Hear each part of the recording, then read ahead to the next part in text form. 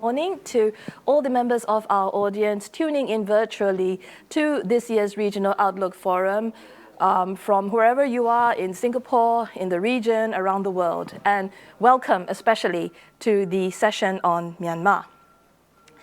It's the new year. We are 1 week into the new year, and there's always this sense of anticipation that the new year brings, with all the potential to be realized as the months progress.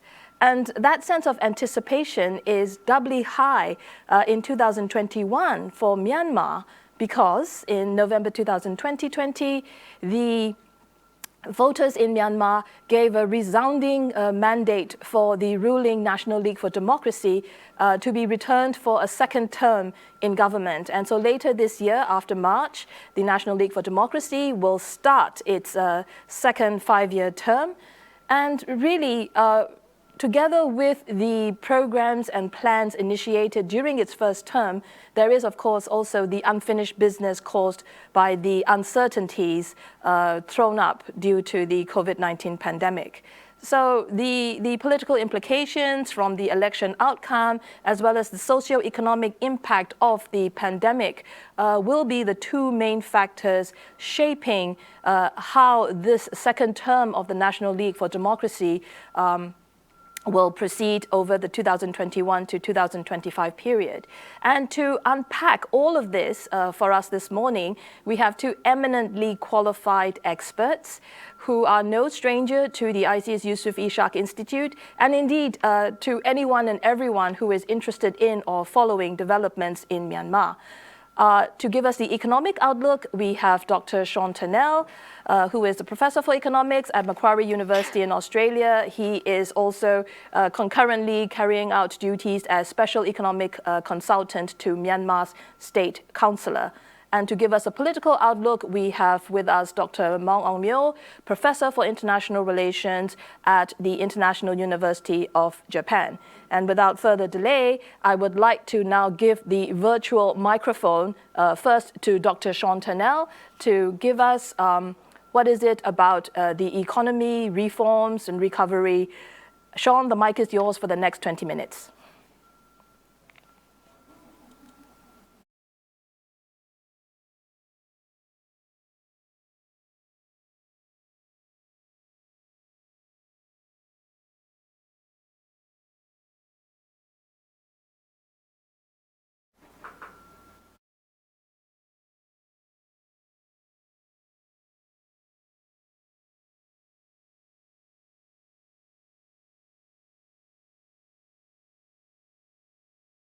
To say it's in front, because it, of course, is just behind, and that is that Myanmar has been through some elections.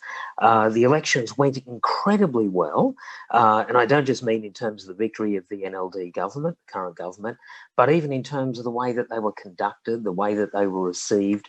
And I think to some extent that's probably been a little bit understated, just how well they went.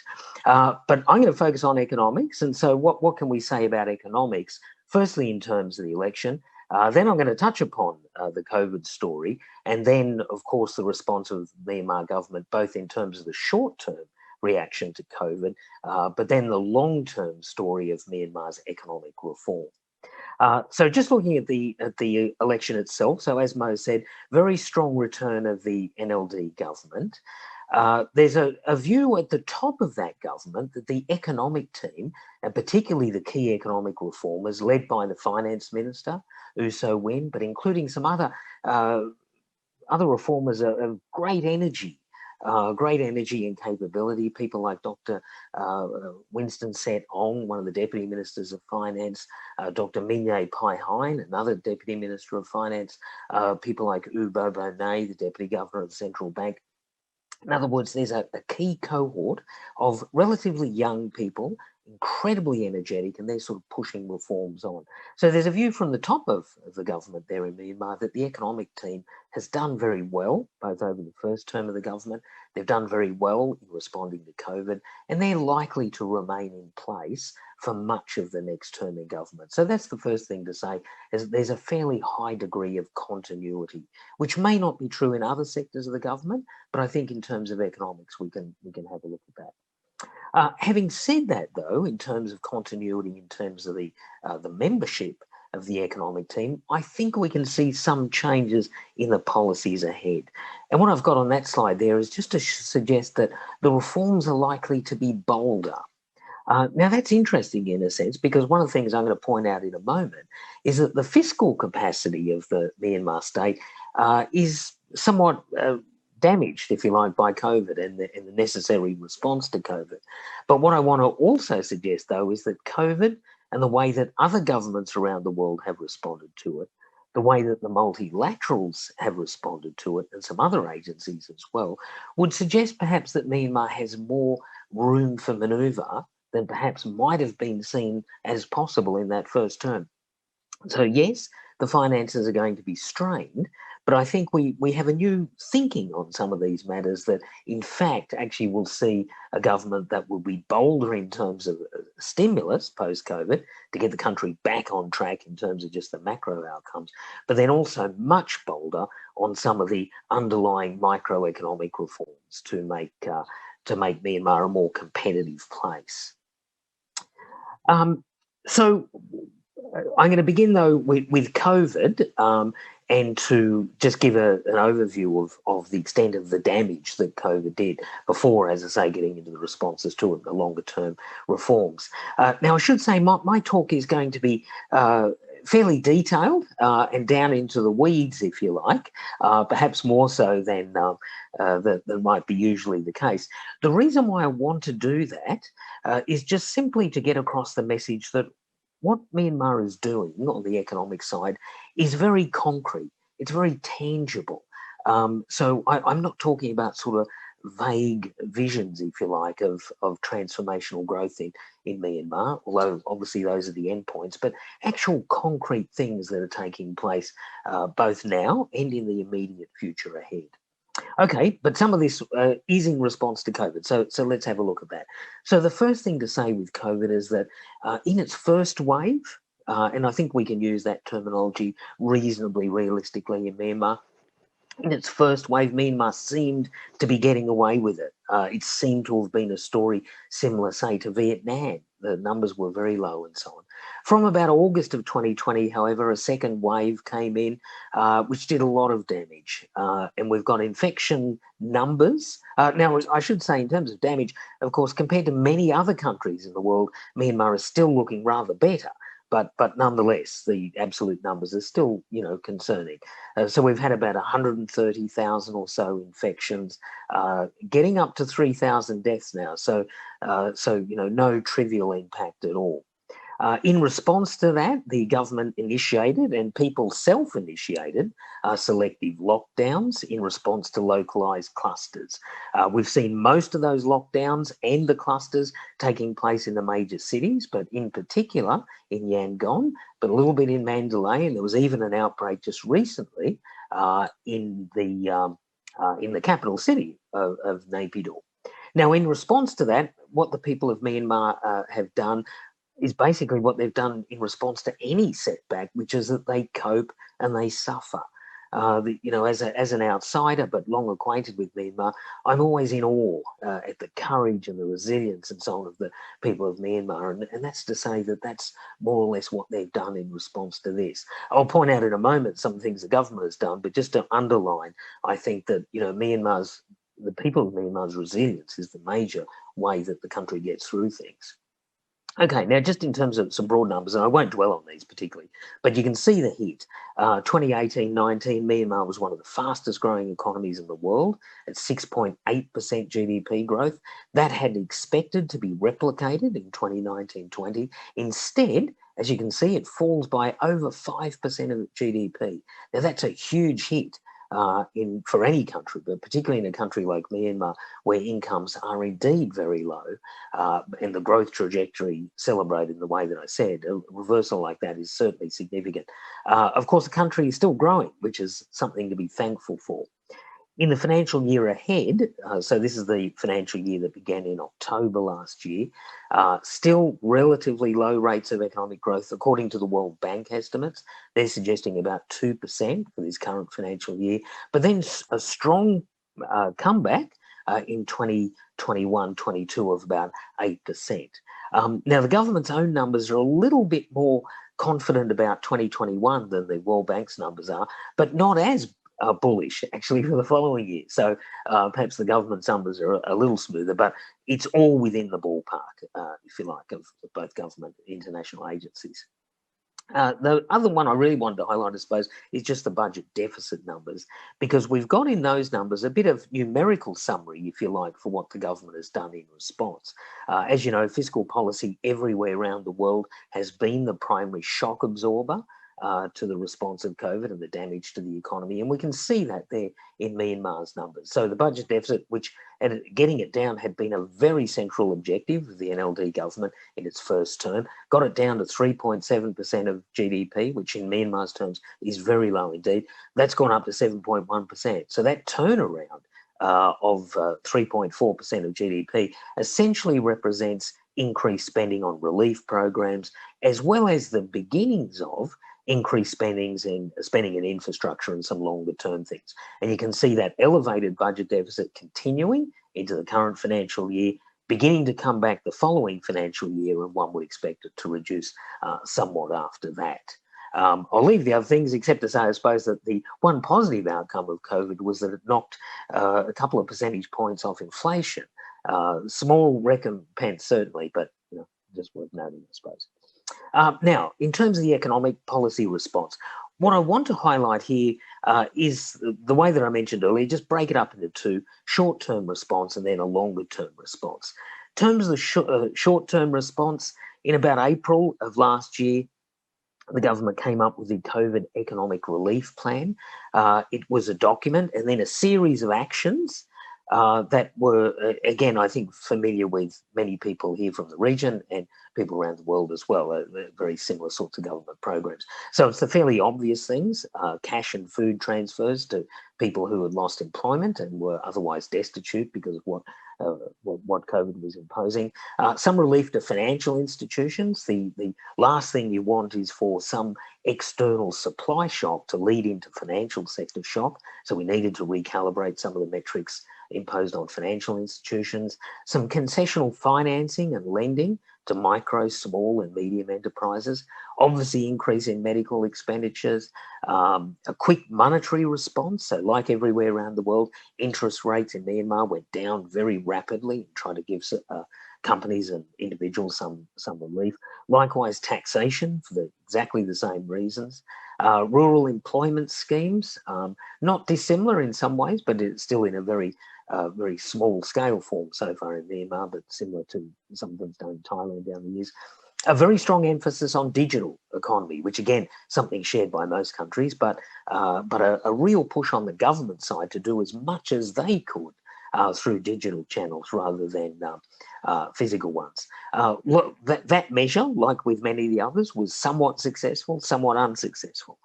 Implementation is everything. And in countries like Myanmar, of course, implementation is often difficult. But just to say that there was substantial progress on that digital side of things. Multilaterals. Myanmar very, very quickly and very comprehensively partnered up with the multilateral financial institutions. So the International Monetary Fund, the World Bank, the Asian Development Bank were and remain very key partners in this whole response to COVID. Myanmar joined with over 100 countries to go to the IMF and take a drawdown of effectively their quota. In fact, Myanmar took half their quota down, a sum of about $350 million. There's another half to be drawn down a little bit later. But just to say that, that cooperation between Myanmar and the multilaterals was very real, very tangible. The money directly applied to relief operations, and that remains, in fact, the case. But so Myanmar has some great economic reforms of the sort that I mentioned earlier. They are in charge of the local response, but just to say that they are doing everything basically in collaboration with key international partners as well. So that was the CERP. Right at this moment, there's a program to evaluate how it went. I've seen some early drafts of that response, and it seems we've got some good figures in terms of what the CERP promised and what it actually delivered. And so far, it's around 3/4 of the things that were outlined in the CERP have actually turned out to be implemented in full. Now, room for improvement, of course, but that's a good early sign. Okay, what about the longer term? Well, in the longer term, of course, the challenge is to reconcile these short-term responses and some of this largesse on the fiscal side back onto the reform story. Myanmar's always had problems with an ever-expansive state. So how do we get that back? How do we ensure that Myanmar's state doesn't become too dominant, but dominant enough, in a sense, to facilitate private enterprise?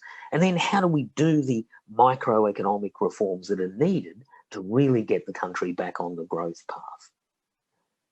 Well, that's what is outlined by a second report, which is about to come out. So it's not quite out yet, but the MERRP, which stands for the Myanmar Economic Resilience and Reform Plan, is about reconciling those perhaps otherwise conflicting objectives. How do we keep the economy buoyant for the moment, but how do we avoid some of the traps that might sap the longer term economic reform story?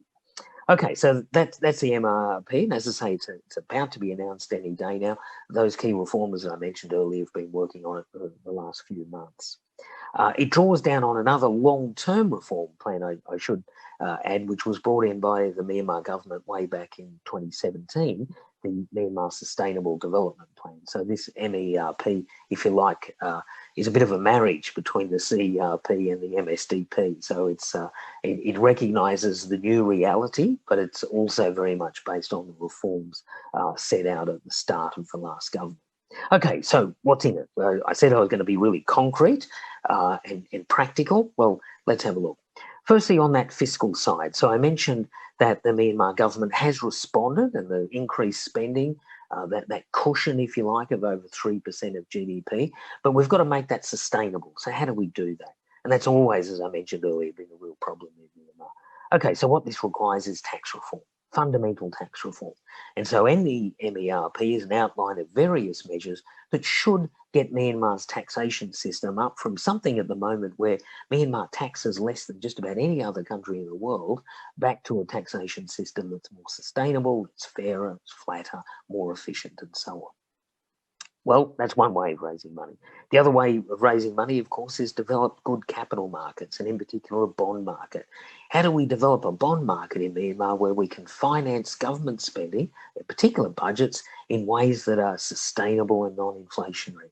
And the answer to that, of course, as it is in every country, is to have a vibrant bond market, to have a national debt that can be invested in by locals and foreign investors alike. So that's one of the challenges ahead of us. In the MERP is some great stuff about reforming the bond market, about running a syndicated offer, for instance, of a 10-year bond, and thereby establishing a proper yield curve in Myanmar, a situation in which bonds will be genuinely priced to clear the market. So yields will not only bring about sustainability of government finance, but hopefully then be the basis of capital markets that could be employed by the private sector as well. So huge amount of capital market reform, but with the government bond market right at the centre. I mentioned earlier the multilaterals and their role is certainly not going to go away, so the government very much in close collaboration with them. And then also some good new thinking of the Central Bank of Myanmar. We don't have time to go too deep on this, but I'm sure many people who are listening to me now will know that the economics profession has been in convulsion since COVID. And a lot of things that were regarded as impossible only a year ago are suddenly deemed as possible. And so Myanmar is going to embrace some of that, but in a very smart way, in a very cautious way, hasten to add. So prudence, still very much a watchword, but at the same time, a more expansive role of the government in terms of facilitating reform and facilitating growth is what I think we can expect ahead.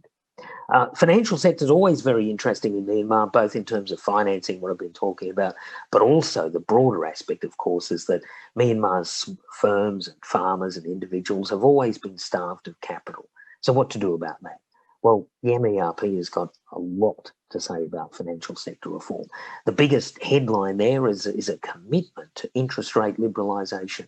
And that's always been a holy grail, if you like, in Myanmar. The MERP just embraces that. More support for the banks that I mentioned earlier. Some of the support earlier was sort of the emergency measures that you needed to do when COVID first hit.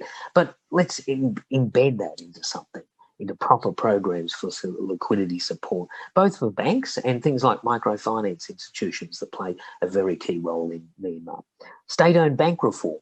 Always a big issue everywhere. State-owned banks are very important in Myanmar and will become more so, I think, again, because of some of the reforms ahead. But restructuring the state-owned bank system in Myanmar is absolutely front and centre, even as we speak. Setting up things like asset management companies and other devices for dealing with non-performing loans. Might sound a boring topic, but absolutely critical in the context of Myanmar, because many of Myanmar's financial institutions carry a lot of bad legacy debt. We need to be able to deal with this in order to allow banks to lend into the future. So we're looking at some of that. What else have we got? The mobile story. One of the great success stories of Myanmar in recent times has been the story of mobile phone-based financial services. It's an incredible story, and I was proud to be able to give a seminar here at ISEAS not so long ago about Myanmar's progress on this front. But it really is transformational, and that will continue. Likewise, a national payment system is being developed to both further the mobile story, but also to make for a more efficient financial sector more generally. We've got some interesting things with the exchange rate at the moment in Myanmar. For those of you who follow Myanmar, you'll see that the JAT seems to be rising a little bit too much, a little bit uncomfortably. Perfect time to buy foreign currencies, put downward pressure on the JAT, assemble some foreign reserves along the way. So some of you might have seen some of that action. Agriculture, really important in Myanmar, not neglected.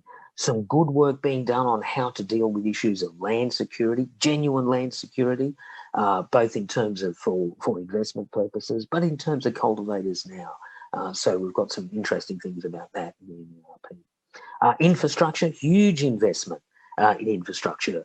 Infrastructure in Myanmar, as else everywhere, ticks all the boxes. It's both a fiscal stimulus, but of course it's also about facilitating the private sector, facilitating reform.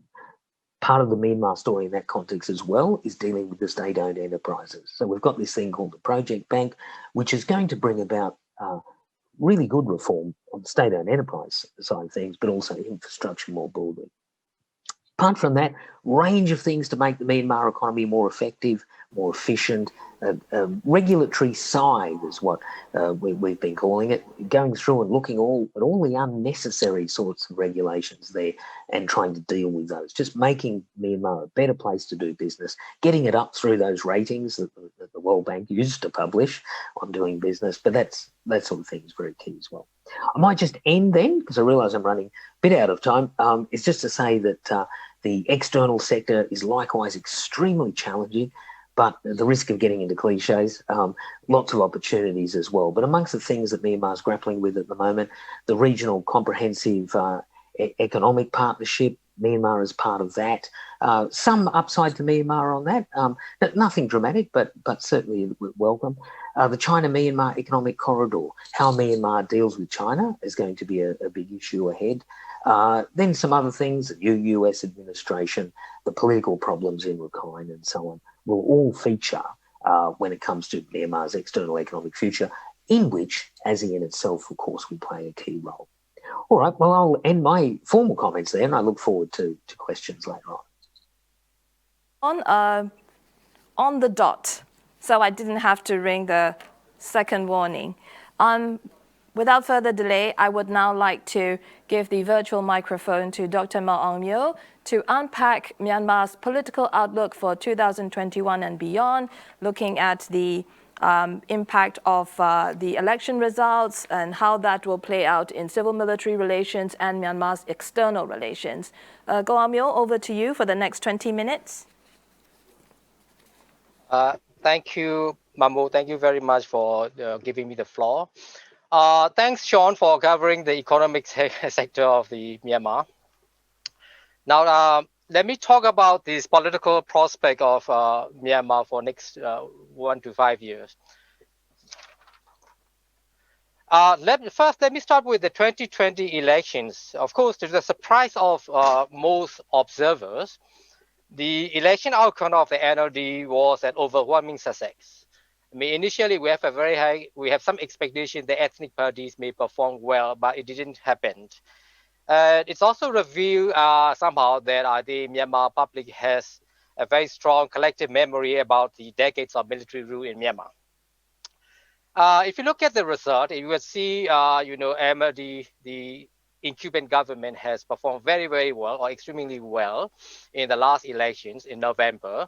If you look at the total number of MPs elected in this 2020 elections, NLD managed to secure 396 seats in the Union Parliament, which is more than number of MPs required for party to get executive positions like the president and so on, or to form the government. And if you look at the performance if you look at the performance of the NLD and others, you can see here that this year the NLD wins is actually better than the last one in 2015. If you look at the voters turnout, it's also very nice to see that we have over 71% or maybe nearly 72% of voter turnout. And then, of course, in terms of valid vote, roughly about 97% were valid votes for both houses of the Ludo.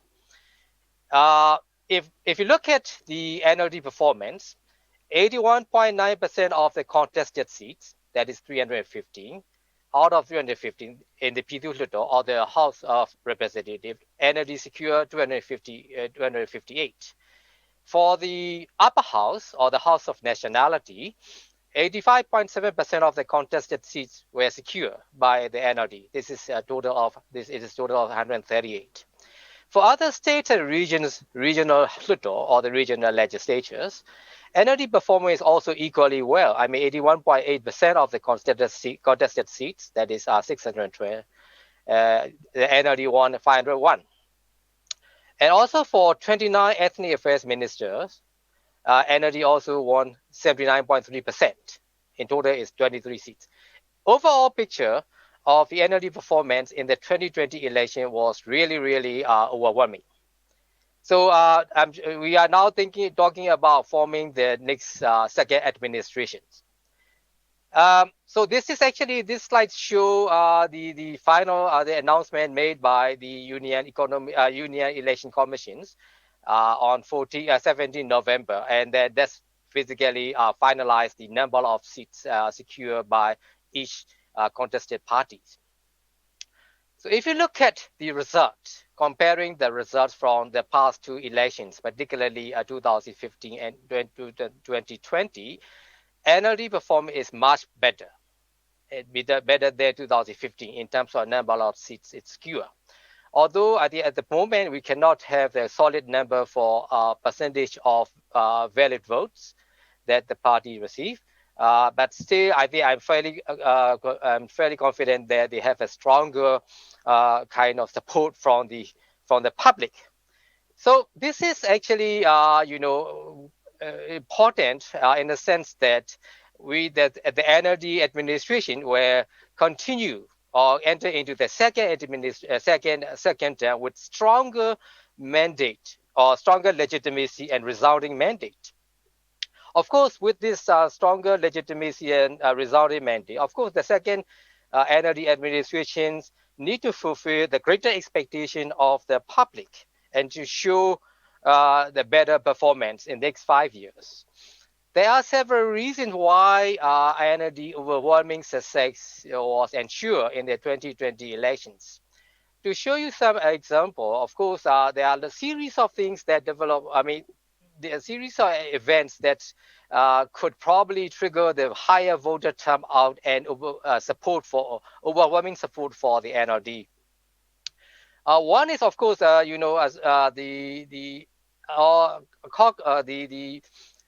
activities carried out by the military or the Tamador just before the elections. There was a series of activities, including issuing statements. On the on the fair and free and fair elections of possibility of free and fair elections in November. And also there was a meeting between the commander-in-chief and 34 political parties, and also there are some others activities carried out by the Tamador just before the elections that somehow trigger a kind of public sentiment that the military might, or the people who have strong connection with the military might come back to power. I think that's probably one case. Or despite the fact that the country has undergoing the second wave of COVID infections, that many people just go out or went out for voting. That is one aspect. The other aspect is, of course, I think I would say that the use of Facebook, one of the most popular social media in Myanmar, by the state councillor, is another very important factor. I think on 1st April, Madame Aung San Suu Kyi, for the first time, I think opened a Facebook account and immediately has millions of followers. So in the very first statement, she said that she never have any intention to use the Facebook, but however, this challenge of the COVID-19 led her to use. But together with that, of course, later, the NLD chair, or the Madame Aung San Suu Kyi, also have another Facebook account just before this national election. That's during the start of the campaign period. So the use of Facebook by such a national charismatic leader like Aung San Suu Kyi has mobilized public support for the NLD. Although I think many general public may not be happy about the performance of the first NLD administrations within the last 5 years, but however, her popularity and her charisma still draw very heavy attentions. And then, of course, people make strong support, give a strong support for her. So the use of social media by NLD chair and the state councillor could be another major factor that showed up the popularity of the NLD and produced overwhelming success for the party. Of course, as I just mentioned, that with stronger legitimacy and resounding mandate, the NLD has to address the issues of greater expectation by the general public. So I would like to now look at some of the issues or areas where the NLD try to deal with in next 5 years, or during the second term. NLD campaign manifesto and also statement made by this party spokesman has highlighted several political agendas. Of course, let me start with the first one. That is actually the constitutional amendment. Of course, this is nothing new. This is probably the continuation of this first administrations, the first term period. You may remember that during the first, almost the last days of the first Ludo period, the last sessions, the NLD has tried to amend the constitution. There was a long process even before NLD came to power, and there was a signature campaign. And if I remember correctly, more than 5 million people signed up for it. And then, of course, during the first term period, the NLD studied the constitution and proposed several changes. However, you may remember that only a very minor change could be done. That is only the Myanmar translations of the word disability. Apart from that, nothing substantial actually came out.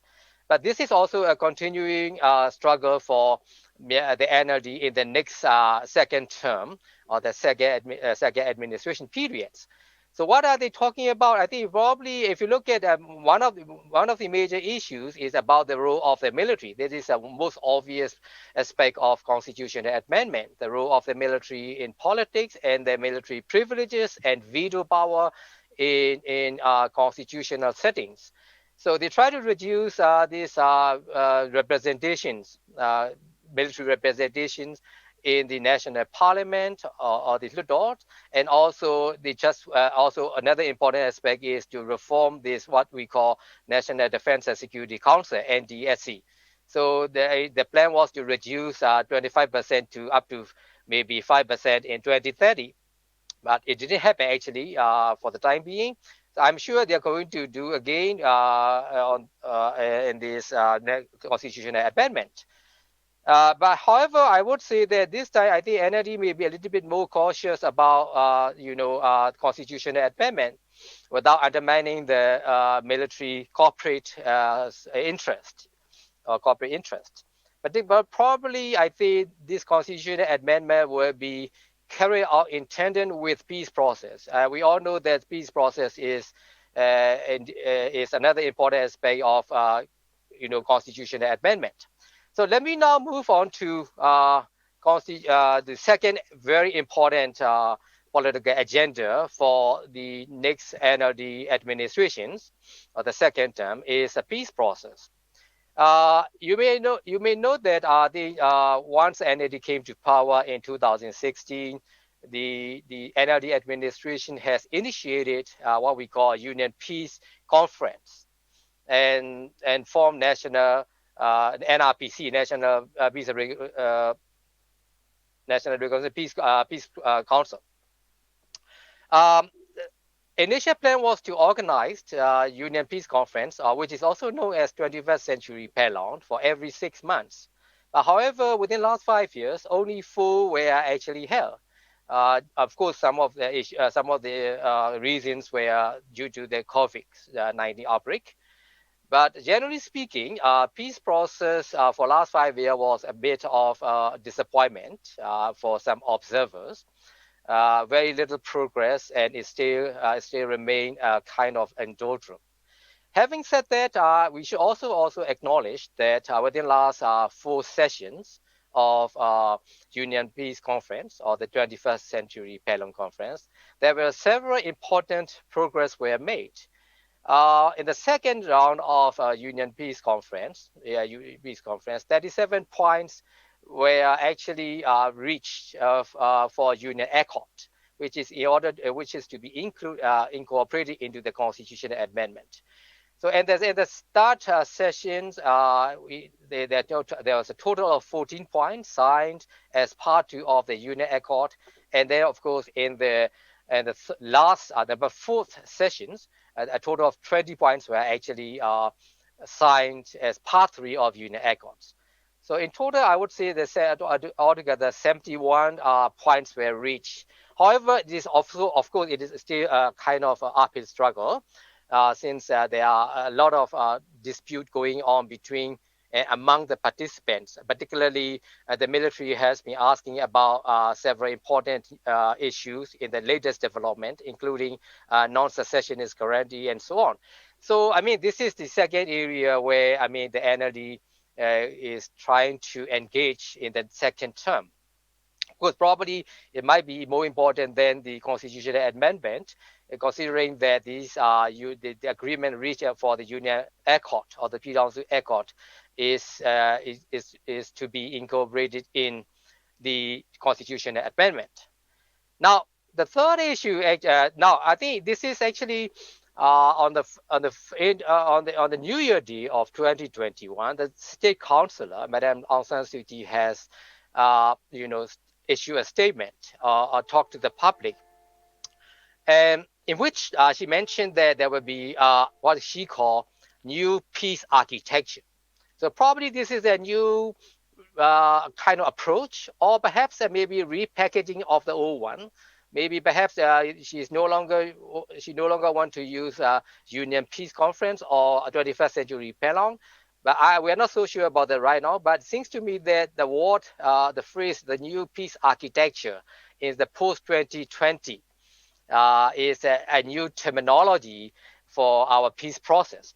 So surely, I think NLD second term will strongly engage in this peace process.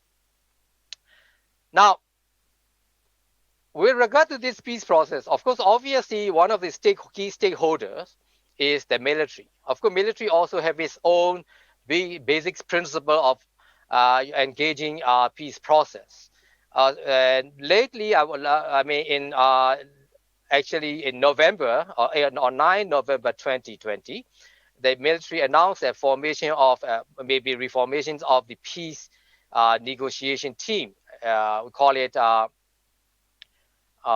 this, peace talks committees, composed of 5 lieutenant generals. So the military itself is preparing itself to engage in the peace process.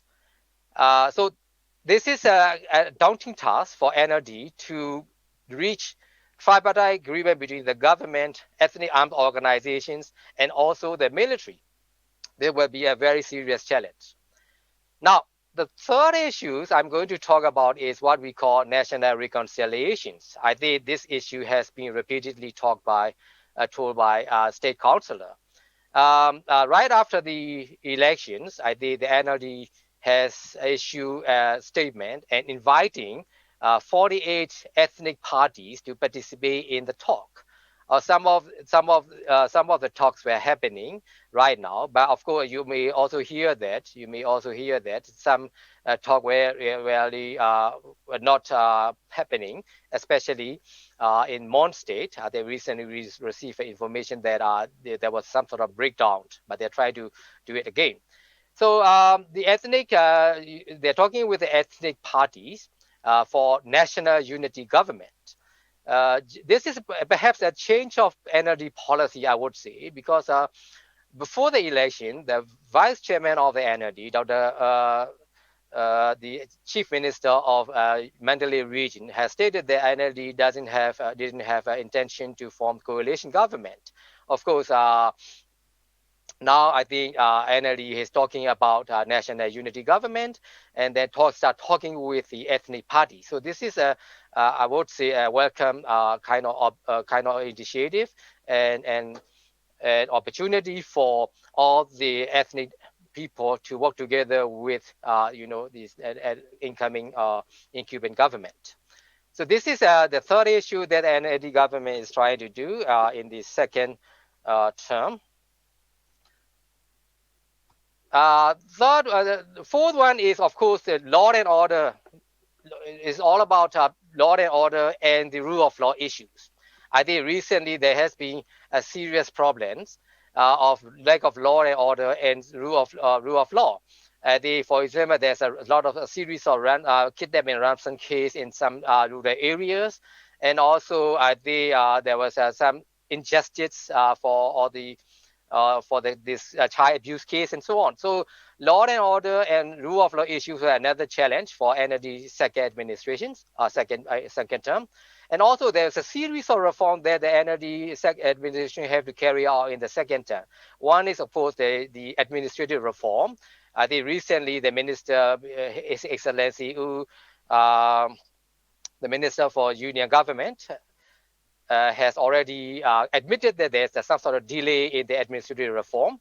And then, of course, the NLD administration has to talk about police reform, and also has to handle these corruption issues, anti-corruption drive. So all these are challenges in terms of political agendas.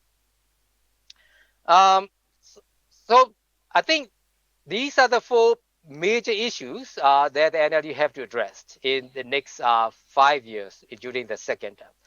Now, let me move on to our second topic, that is the civil-military relations. I think this is a very important one because right now, constitutionally, what we are seeing is the hybrid regimes, the sharing of power between the elected government, elected officials, and the military as a key stakeholder. So if you look at the campaign manifesto by the NLD, this time in 2020, it seems to me is less ambitious than the previous one in terms of its policy towards the military. If you compare the two, of course, there are some similarity, and of course, they follow the same format. But in terms of, for example, ambitions, I think in 2020, I would say it's less ambitious to put military under the civilian control. That's the first thing I observed in terms of the manifesto. Then, of course, there were several two important issues in civil-military relations. The first one is about the frictions within the legislature. Of course, now I think you may see that on the 30th December 2020, the military have already announced a list of military MPs to be sent to this union parliament. And in the past, of course, in the last parliament, the second union parliament sessions, there were several frictions between the military MPs and the elected MPs. And I'm sure, I think this kind of trend will probably continue with the current situations. The military, I think, is probably continue to behave as the guardian of the state. And I think you can see there is that even recently, I think the military has been doing a lot of what we call cross check for the voting results, and also voting lists and so on. So the mentality of the guardian of the state is there, and probably they continue to behave in such a manner. So we can expect that there will be kind of frictions within the legislature between military MPs and the elected MPs coming from the NLD. The second aspect is, of course, in the executive area. They constitutionally, there's a body called National Defense and Security Council, which made out of 11 persons. And generally speaking, out of 11, 6 people will come from the military side. Of course, this is not nowhere we can see there's a voting process. There is no way for the voting process. But anyway, there was some sort of speculations that the military has a is dominant in this body. So in the last NLD administration, there was no meeting for this National Defense and Security Council. Although there were 2 occasions where I think security matters were discussed. Once during the President U Tin-jo period, and then the other one was during the President Win Myint period. In fact, actually, there's one more. I just realized that last 2 years ago, exactly 2 years ago today, I think there was another meeting.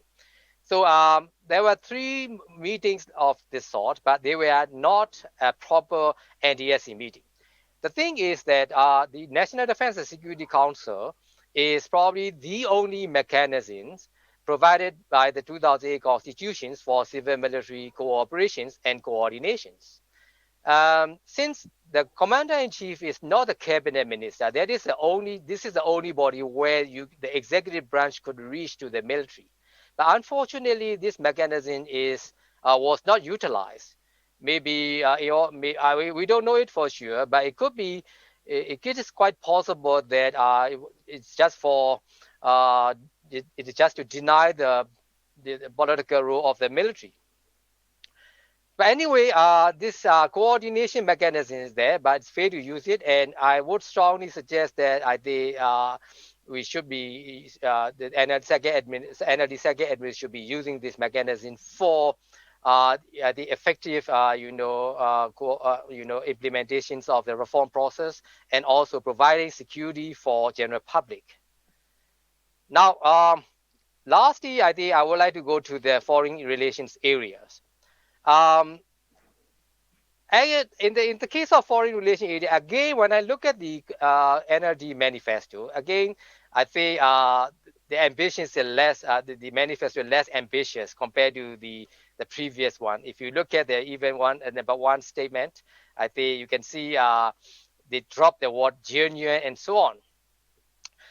So they realized that how difficult it is to handle the foreign relations once it came to power. So in the second administration period, I think there were 2 very serious challenges. The first one is, of course, this ICJ case. As you may know, the Gambia versus Myanmar.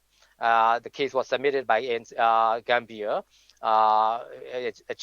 accusing Myanmar as violating the Genocide Conventions. And then, of course, last January, about 1 year ago, the ICJ has delivered this order for what we call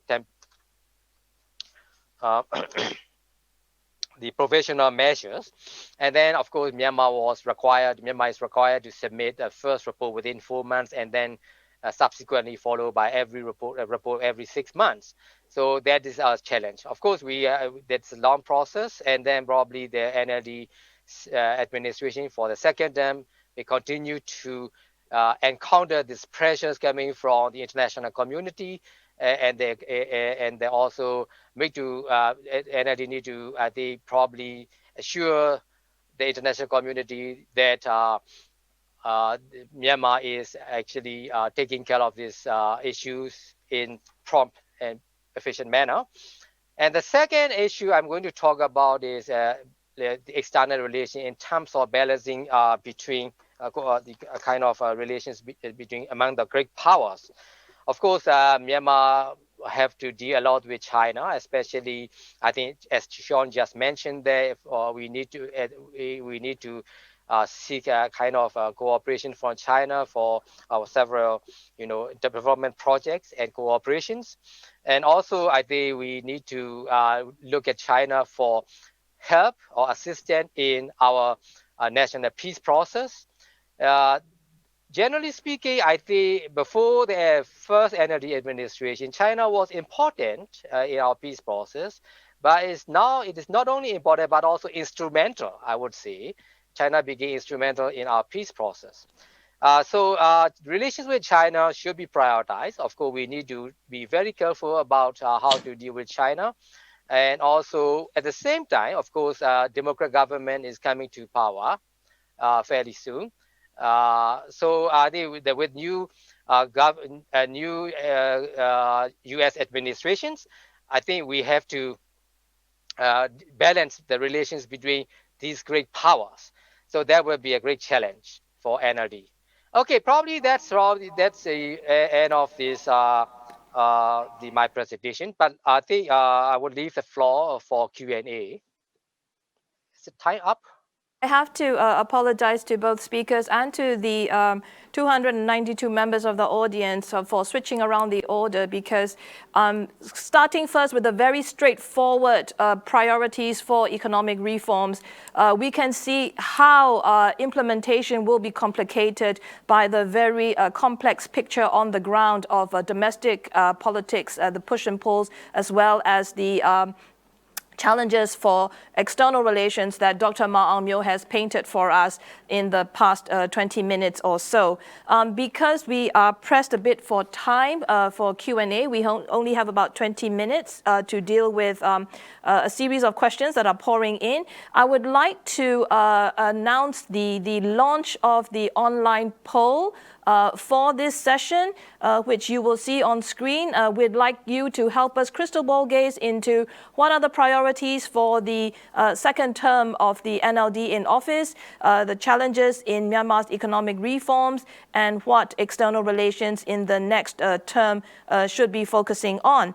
And while this is going on, I would like to jump straight into the questions that have been posed. There are a series of questions for Sean. Sean, I'll read out the questions, and if you could give me a composite answer for that, it would be great. Paul Chu would like to know the outlook for foreign investments into Myanmar post-election, and whether there are any legislations or government actions looking at this in the post-election period. Felix Haas also would like to know about Myanmar's positioning itself internationally between the West, US and Europe, and East, China, in the economic liberalization measures and so on. So perhaps while our audience members are going through the poll questions, Sean, could you start first with your composite answers to those two questions? Yeah, thanks very much, Mo, and thanks to the two people who asked those questions. All very important, of course. Encouraging foreign investment, the best sort of FDI, is the highest priority of the government at the moment, and that is directly from the top.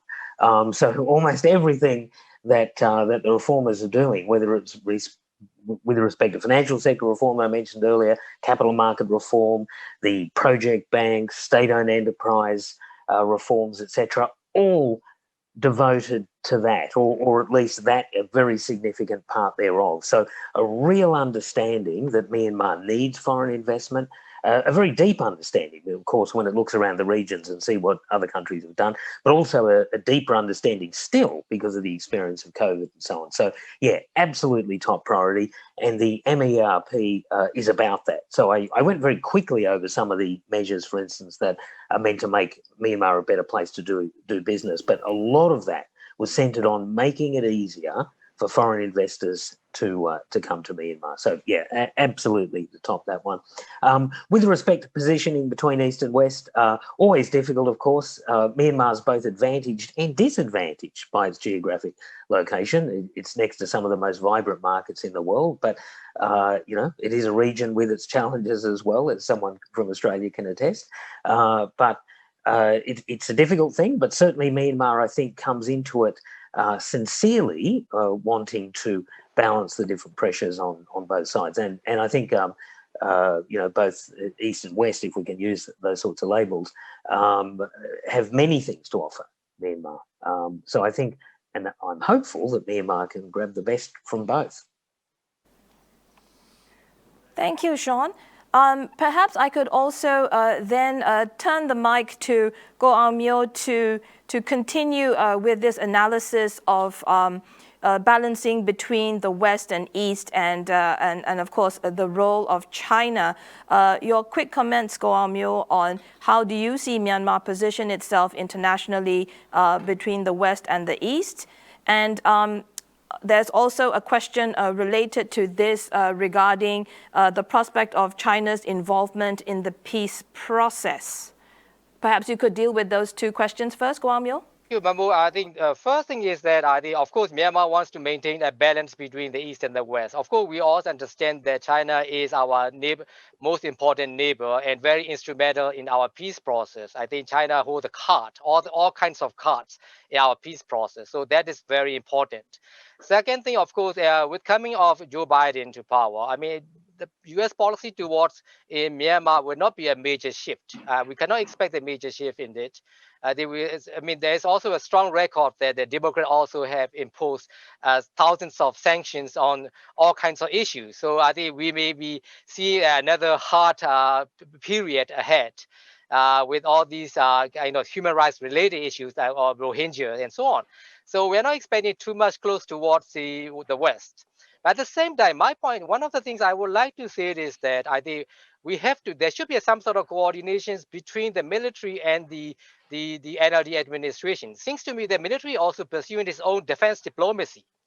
That's my concern, because the government is a little bit pro-China, whereas the military is somewhat against China. If you look at the way the military has been pursuing its own procurement policy or defense diplomacy, I think the military is basically moving towards Myanmar as an Indo-Pacific power. I mean, basically Indo-Indian Ocean power. So the buying side, for example, recently the procurement of submarines. Of course, they were offer coming from China, but we rejected. It purposely get it from China, and of course, obviously from Russia, trying to get connections. So you see the military drawing in one direction, and then the government is doing another one. That's the kind of thing we need the coordinations. So I would say that for next 2 to 5 years, I think the NLD government needs to do it very carefully between the East and West, particularly China and the United States. But at the same time, it has to deal with the military for how to make a coherent and coordinated activities.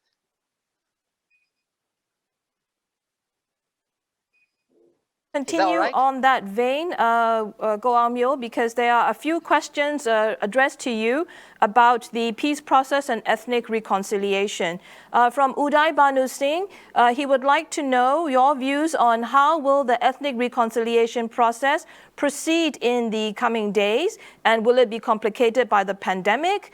Fujishita Wataru would also like to know your view on what do you think the second NLD government needs to do to make progress in the peace process. Could you give your quick opposite answer to those two questions, please, Go Aung Myoe? The first point I would like to say is that Myanmar is a country where you see the weak state, fragile nations, and the divided society. You see, this is the war things. Weak state, fragile nations, and the divided society. Together with that, we have what we call tripartite kind of fault lines. We have state society fault line, civil military fault line, and majority minority fault lines. All these are interrelated, and these are cleavages.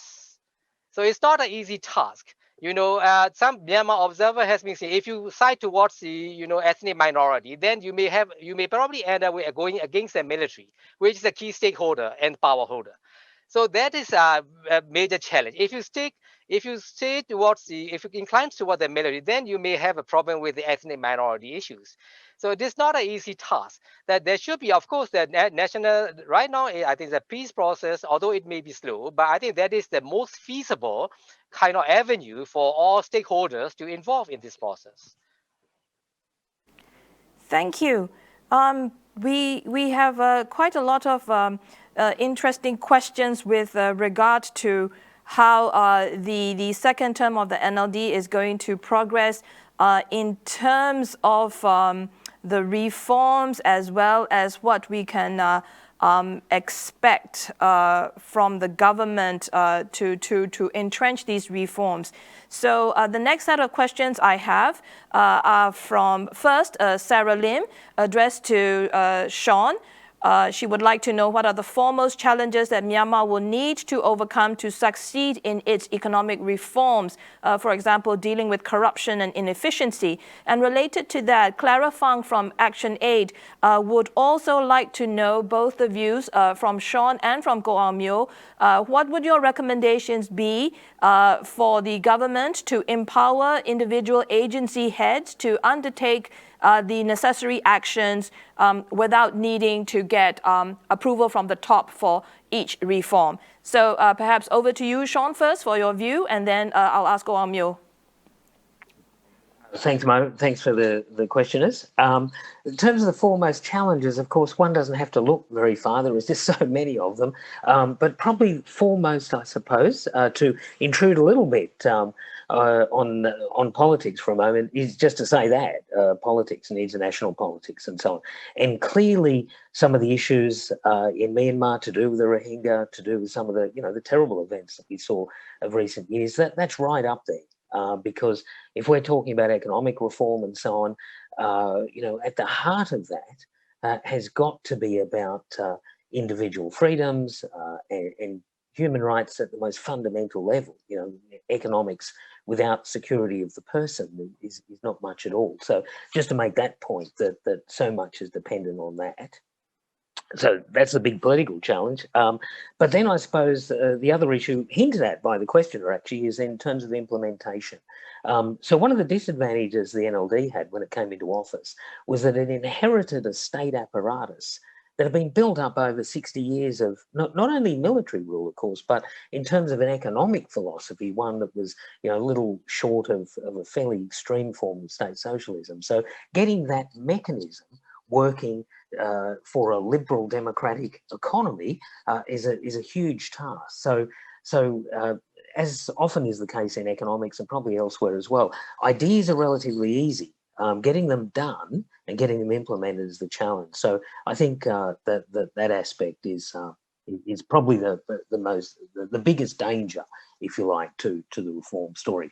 Then on the final issue about agency freedoms, well, I can only say from my personal point of view that that freedom should be very extensive. So I only wish the questioner well and other agencies like it in getting those freedoms, and certainly that's what I've always advised down the years. Any quick comments from you, Go Aung Myoe? Yeah, I think Sean has answered quite a lot on my behalf. But to add is actually, for example, I myself is now engaged in some sort of administrative reform with regard to the General Administration Department. Now, I think Japan has now financially supporting for administrative reform with regard to General Administration Department. So I'm taking care of 5 years project here, training the local officials in various ways, opening training, HR, particularly HR trainings. One other thing is I think there should be a sort of kind of revisions of regulations and deregulate some sort of deregulations for each individual agencies and bureaus and departments to carry out their tasks without going through the formal hierarchy of kind of power structures. So that's very important. And also we need to educate the social norms and also humanitarian norms, especially in the case of General Administration Department. I think what we are teaching now is a lot about these issues related to humanitarians and human rights. So I think this kind of HR is very important.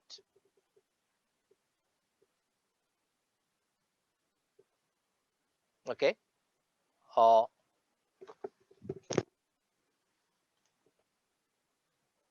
Babu, can you hear? The crystal ball gazing, and these sets of questions actually do relate to crystal ball gazing. I think the current conversations on Myanmar will not be complete without at least one question asking what will be the outlook for Myanmar when one day the national icon, Madam Aung San Suu Kyi, might not be around, and what measures are being put into place. So we've got a series of questions related to this political succession, how the ruling party will manage it, and maintain party unity by doing so. So perhaps, if you could help us crystal ball gaze into that future sometime much longer down the line, I hope and pray. And for the nearer term, what can we expect on the upcoming cabinet appointments? Quick views from the both of you. Perhaps I'll start with Myoe first this time. Well, many people talk about this post Madame Suu Kyi's period and so on, but I think my worry is that I think the Myanmar still have the problem of very weak institutions. I mean, democratic institutions are not strong enough, and I'm not so sure whether this, the situation will be improved in the next 5 years. I mean, she have time to improve this, the democratic institutions, governance, and so on. But I'm not so sure about it. I mean, there's a lot of things, a lot of challenges, especially in the economic fronts. Now we are facing COVID-19 and so on. So that's a major issue. The second one is, of course, I think in order for us to move forward in the smooth and efficient manner in democratization, I think we need to start talking with the key institutions, especially the military side. We may see, we may need to talk with this institution in order to, I mean, military has been saying, the commander has been saying that, the military is committed to the democratizations. So better utilize its opportunity. For other things, I would say, I think there are a lot of expectations. And then whether we have a capacity to do it, I think that's a challenge. Sean, quick views from you with relation to the broader question, as well as any guesses you can hazard for the economic portfolio. Yeah, well, just to echo the point just made about the importance of institutions rather than individuals. And so I think the challenge is to make sure that the institutions are sturdy enough such that it doesn't really matter what individuals occupy the different roles.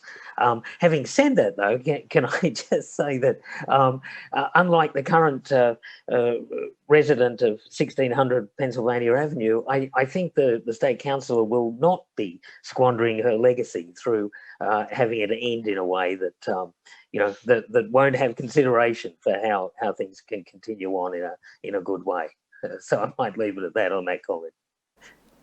Wonderful. We are approaching the end of our session, and I'd like to end that with looking at the result of the quick poll that we had on.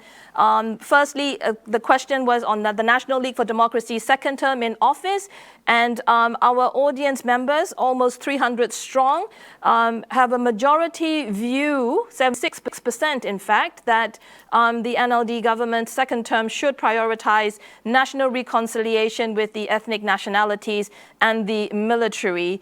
A very distant second is tackling socioeconomic inequality, and the third priority, less than 10%, is engaging with the Xi administration on infrastructure investments, and only 2% think bolstering the country's defense against climate change and natural disasters is a priority for the NLD in the second term going forward.